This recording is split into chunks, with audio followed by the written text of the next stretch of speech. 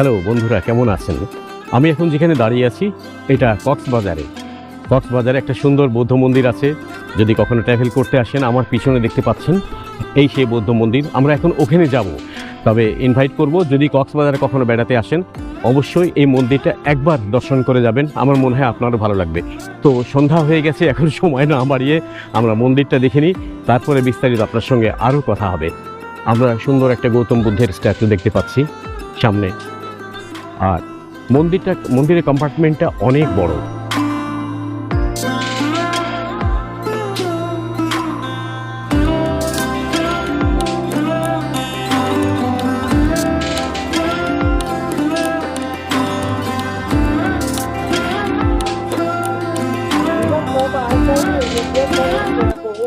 নমস্কার, কেমন আছেন আপনি?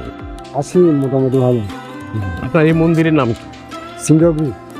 হ্যাঁ, সিংহগিরি। সিংহবি। এটা পড়েছে কক্সবাজারে। হ্যাঁ, প্রায় ৭৫ পরিবার মতন। হ্যাঁ, ৭৫ পরিবার মতন।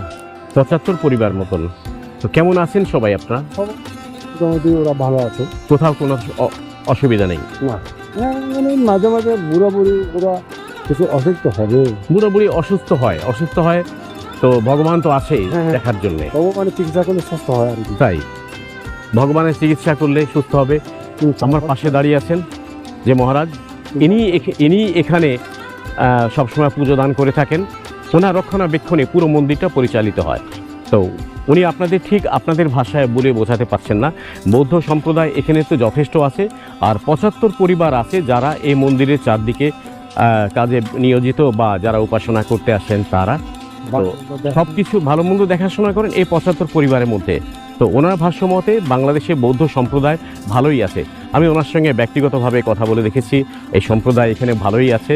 আর এই মন্দিরে যথেষ্ট স্বাধীনতার সঙ্গে সবাই পুজো পালন করে যাচ্ছেন। পুজো পালন করতে কোনো কষ্ট তো হচ্ছে না? অসুবিধা হয় কখনো? কেউ কোনো বাধা দেয় কখনো? কোনো বাধা নেই। এটা স্বাধীনতা পাবে, পুরো স্বাধীনতা। আমার মনে হয় আপনি এতক্ষণে বুঝতে পেরেছেন যে এই সম্প্রদায় এখানে নিজস্ব পূজা পার্বণ যা দরকার বা উপাসনা প্রত্যেকটা জিনিসই তারা পুরো স্বাধীনতার সঙ্গে পালন করতে পারছে। কেউ কোথাও বাধা দেবে না।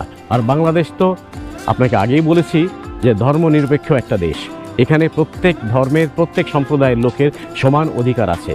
আর আমি মহারাজের মুখে সেটাই শুনলাম, সবারই তো সমান অধিকার। আপনিও তো পাচ্ছেন তা। আপনার বয়স এখন কত চলছে?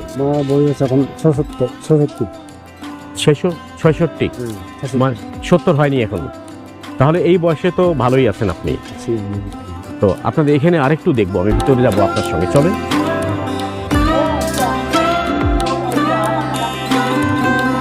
খুব ভালো মহারাজ, যথেষ্ট আমাকে প্রত্যেকটা জিনিসে উনি সহায়তা করছেন।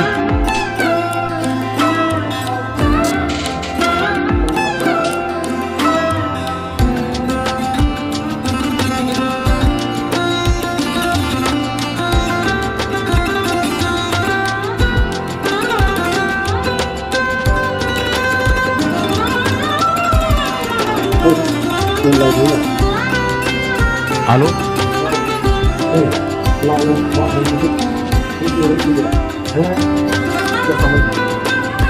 সামাজিক